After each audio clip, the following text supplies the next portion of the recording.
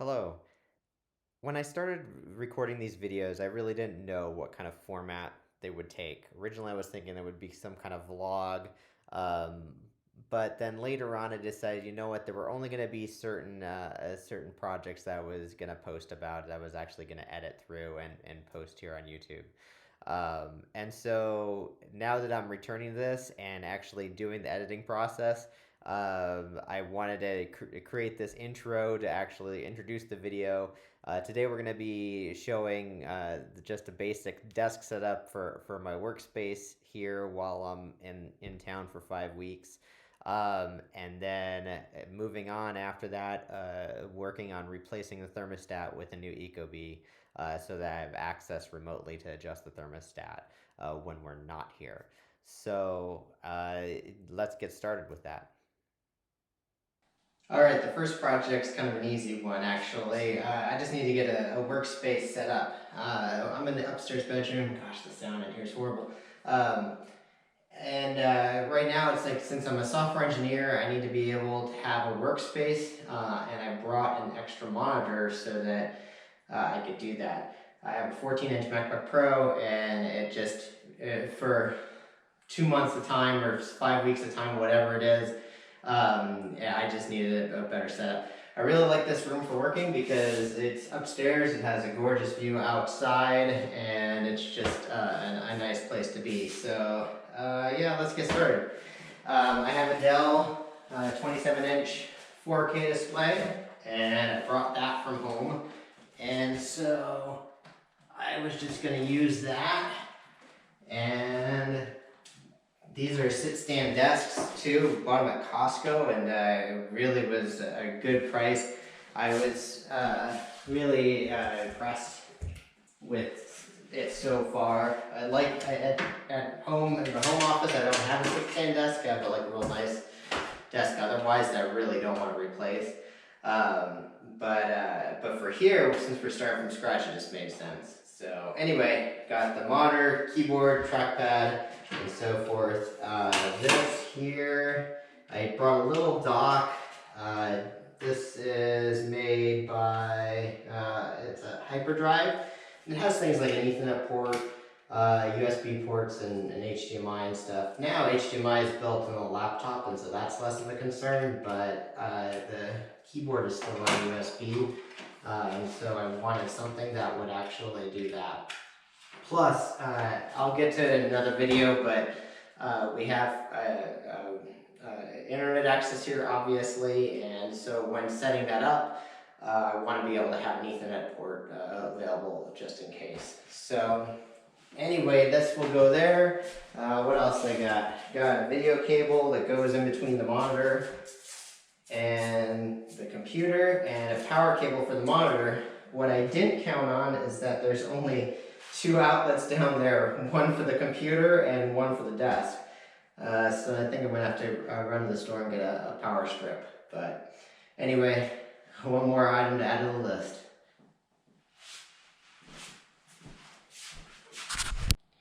All right, our next task is to actually replace this thermostat with something new. I bought an Ecobee Smart Thermostat Enhance because it had the features that I was looking for. This is actually a brand new thermostat, which is a shame because the only reason I really have to replace it is because I need something that is accessible remotely. Since this isn't our main house, and we're off-site a lot of the time, like, I need to be able to switch this between AC in the summertime and heat in the winter, and not having that access here, really, it's a no-go, you know. So yeah, the idea is we need to switch this out. I think all you have to do is to pull this up. It says from underneath the pull up, and it will come out. Okay, and it looks like we have 5 wires back there, which I hope will be okay for the Ecobee. They have a tool on their website that you can put in what the wiring setup is, and then give you an idea of what you need to do. But first I need to turn off the power at the breaker for all of this. So I'm gonna go do that now. All right, I flipped off the breaker and learned two things in the process. First, none of our breakers are labeled, and so going by process of elimination took quite a while before I found the right one. The second thing I discovered is that I forgot my voltmeter at home, and so there's no way for me to double check here that it really is off, but looking at it out there, it is. And so I think I'm good, but for the meantime, uh, I'm taking a small chance. But I want to show you guys this here, because let me see here, for Ecobee you need it to be a powered thing. It has a battery in it, but it's better when it's able to get power from the wall to actually charge that battery. They have a thing in there if you only have 4 wires in your that are coming out here instead of 5. Then they have a little tool in the box, or an adapter in the box. But in this case, I do only have 4. I have that are hooked up: the W, Y, G, and then the R, which is jumpered between RH and RC. But there's this extra lead here, this blue wire, that actually isn't connected to anything on the other side. And so I think what I'm going to do is I'm just going to use that blue wire to connect to the C wire on the other side, and see if that will work. No pun intended. So let's get going on that.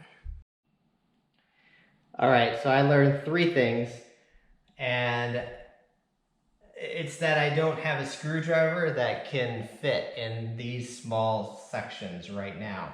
I did find this, which is a screwdriver bit for my drill. I'm obviously not going to use a drill though for that, but maybe, just maybe, I can actually get this to work to actually unscrew those wires and get this to actually work for me today. I always take a picture of this stuff before I start it, and so that way I know how to get back if something goes wrong and I need to go back to the original one, then I can actually do that. Especially when it comes to wiring and stuff, a lot of the times it's self-explanatory. Red wire goes to the R, G goes to green, yellow, Y goes to yellow, and W for white. But you never know. It's always good to have a backup. Alright, so I got these wires here, and it looks like I can just now pull this mount off the wall. These just go to the wall just with a couple of screws. I don't even know if they put anchors in. I wouldn't be surprised if they didn't. It'd be nice if they did. Maybe. No, it doesn't look like it. I'm just hoping the paint's in a decent condition, because when you do an Ecobee or any thermostat change, you have a different sized wall plate. And so you want it to still look good if you have a smaller thermostat. So as you can see, it's not very pretty. They have a couple of screw holes here, and it wasn't mounted with any kind of mounting bracket or anything to go into the drywall. Okay, our furnace is actually outside the house. It's in this cabinet here, and so it is protected from the elements. But I came over here and to check this out, and it looks like, well, I found that's the blue wire that I noticed inside the house, so I can unwrap that. And then here you can see that there is a C connection there. I noticed that there's this wire here, and that's connected to C and Y, and then that's going down, and it goes into the house down there. But I looked inside, and that's not going, at least not going to the thermostat there. So I don't know where that goes. I'm really not sure. It looks like a newer wire than the old one, but either way, it shouldn't be a problem for me to piggyback and have the blue connect to the C as well as that other wire. And so I'm going to go ahead and make that connection now.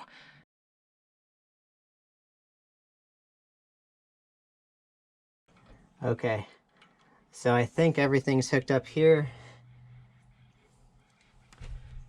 We got C wire, everything else is connected to what it needs to be. I didn't change anything else. So now I just need to go back in the house and make sure that that actually worked.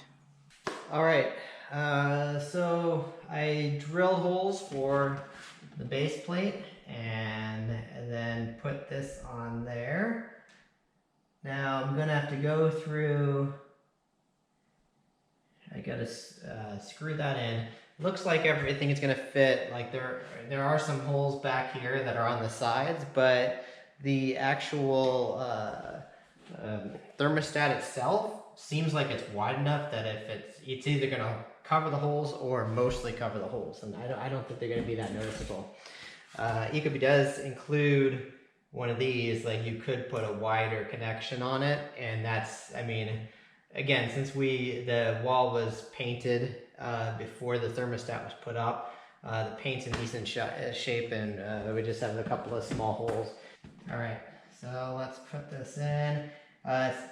They've thought of a lot of nice things here. They actually have a bubble level on the bottom of this, and so you can check it before you attach it fully to make sure that the thermostat is actually going to be in a good position. I just, that when you think of when they think of other things, the small things like that, it makes the job so much easier. So also I've been working through the app. They have, the Ecobee app has a full installation guide in the app, and it just walks you through the whole thing. So it's just super easy. All right, I got all the wires hooked up to the new binding posts. The binding posts aren't the easiest thing in the world, but it works and it's grabbing on the wires, and so that's the important thing. Yeah, so I got everything hooked up there. I think now I just need to throw the Ecobee pop back on the thing. So let's see how this works. I guess it probably won't work, right? Because right now the power's still off. But I should be able to.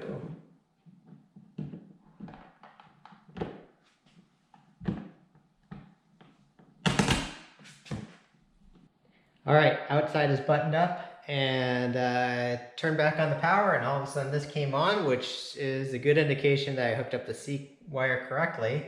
And it's saying, hey, well, let's get it started and walk through an installation. Going through the setup process, it's looking pretty good. I'm going to leave it here. Check, one more thing off the list. All right, well, thanks a lot for joining me in this video. If you found it useful, click the like button down below. If you have any questions about the Ecobee or anything else, go ahead and leave them in the comments below, and I'll see you in the next video.